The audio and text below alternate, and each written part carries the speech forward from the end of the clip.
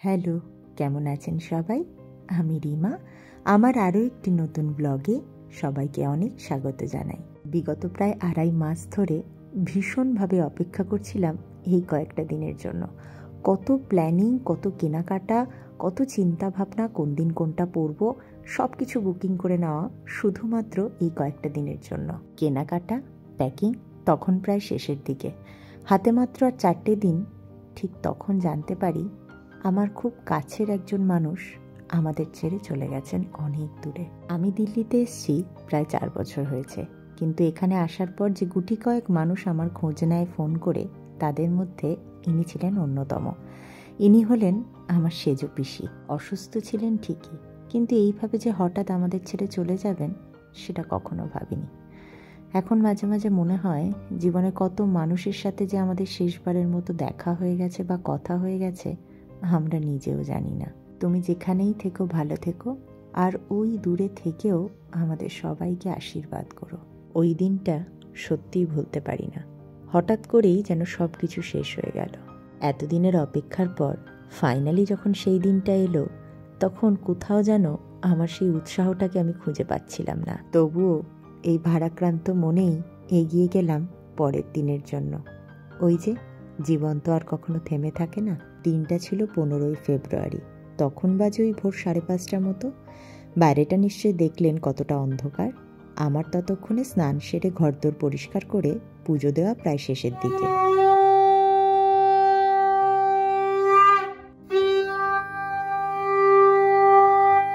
আমরা সবাই তখন প্রায় রেডি হয়ে গেছি। এবার শুধু ঠাকুরের আশীর্বাদটা সবার মাথায় ঠেকিয়ে নেওয়ার পালা। চলুন এবার তাহলে দুগ্গা দুগ্গা বলে বেরিয়ে পড়া যাক। ও, আপনাদেরকে তো বলাই হয়নি, আমাদের সঙ্গে যাচ্ছে আমার বরের বন্ধু সায়নদেব ব্যানার্জি এবং তার বউ ধৃতিদি এবং তাদের ছোট্ট মিষ্টি মেয়ে, আমরা ডাকি মিষ্টু বলে। উফ, আকাশের রংটা কি সুন্দর লাগছে, তাই না? ঘড়ির কাঁটা বলছে তখন সকাল 7টা। আমরা বেরিয়ে পড়েছি আমাদের গন্তব্যের দিকে। এতদিন আমার সব পোস্ট দেখে মোটামুটি আপনারা প্রায় সবাই জানেন আমি কোথায় ঘুরতে যাচ্ছি। হ্যাঁ, আমরা রাজস্থান ঘুরতে যাচ্ছি। সকাল তখন 8:30 কি 9টা বাজে। বেশ খিদে পেয়েছে। বাড়ি থেকে বেরিয়েছি 1 কাপ মাত্র চা খেয়ে। তাই সময় বুঝে দাঁড়িয়ে পড়লাম রাস্তার পাশেই একটা ধাবা, যার নাম ছিল বসন্ত ধাবা। সবাই মিলে জমিয়ে ব্রেকফাস্ট করার পর আবার আমরা বেরিয়ে পড়লাম। এখন গাড়ি চালাচ্ছে সায়নদা, আর সামনে বসে আছে ধৃতিদি। আর এই যে আমার বর পিছনে বসে ভাবছে একটু ঘুমোবে, কিন্তু ঘুম তার আসছে না। মাঝখানে বসে আছে মিষ্টু, আর মিষ্টুর ডান দিকে বসে আছি আমি। সায়নদা গাড়ি চালাচ্ছে, ধৃতিদি তার পাশে বসে তাকে কোম্পানি দেওয়ার চেষ্টা করছে। মিষ্টু বসে বসে তার বোরিং টাইমটাকে ভালোভাবে কাটানোর চেষ্টা করছে। বর চেষ্টা করছে একটু ঘুমানোর, আর আমি চেষ্টা করছি আপনাদের সকলের জন্য মুহূর্তগুলোকে ক্যামেরা বন্দি করতে। আপনারা এখন যে পাহাড়টিকে দেখছেন, এটা কিন্তু আরাবল্লী রেঞ্জেরই একটা অংশ। আমরা কিন্তু গল্প করতে করতে অনেকটা পথ এসে গেছি। সময় হয়ে গেছিল দুপুরের খাবার খাওয়ার, তাই আমরা আবারও রাস্তার ধারে একটা ভালো ধাবা দেখে দাঁড়িয়ে পড়েছিলাম লাঞ্চ করতে। যতদূর মনে পড়ছে লাঞ্চে ছিল স্পেশাল থালি আর লস্যি। আসলে খিদের চোটে তখন আর ভিডিওই করা হয়নি, তাই মুখেই বলে দিলাম। ব্যাস, মোটামুটি আমরা পৌঁছে গেছি আমাদের আজকের গন্তব্যে। আমাদের আজকের গন্তব্য ছিল রাজস্থানের রাজধানী জয়পুর।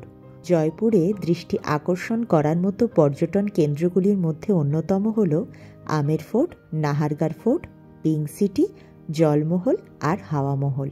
ওই যে দূরে দেখা যাচ্ছে পাহাড়ের ওপর দুর্গটি, হ্যাঁ ওটাই আমের ফোর্ট। এখন আমরা প্রথম ওটাই দেখতে যাব। সমুদ্রপৃষ্ঠ থেকে এই ফোর্টটির উচ্চতা প্রায় 475 মিটার।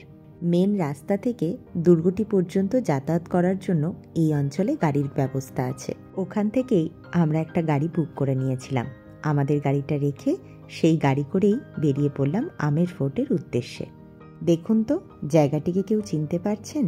যদি কেউ চিনতে পারেন তাহলে আমার বলার আগে কিন্তু অবশ্যই কমেন্ট বক্সে জানাবেন। এই জায়গাটা হলো সেই জায়গা যেখানে হাম সাথ সাথের শুটিং হয়েছিল। শুধু হাম সাথ সাথে না, ভুল ভুলাইয়া আরও কত সিনেমা শুটিং হয়েছে এই রাস্তায়। চলুন, এবার আমরা এসে গেছি ফোর্টের একদম কাছাকাছি। বাকি এই অংশটুকু হেঁটে আমরা ফোর্টের মধ্যে ঢুকবো। আজকের ভিডিও এইটুকুই। জয়পুর আর রাজস্থানের পরবর্তী প্রত্যেক কটি ব্লগ খুব তাড়াতাড়ি আসবে আপনাদের সামনে। এতটুকু অংশ কেমন লাগলো অবশ্যই জানাবেন। যদি ভালো লাগে একটা লাইক করে দেবেন। সবাই খুব ভালো থাকবেন, সুস্থ থাকবেন। খুব তাড়াতাড়ি দেখা হচ্ছে পরের ব্লগে।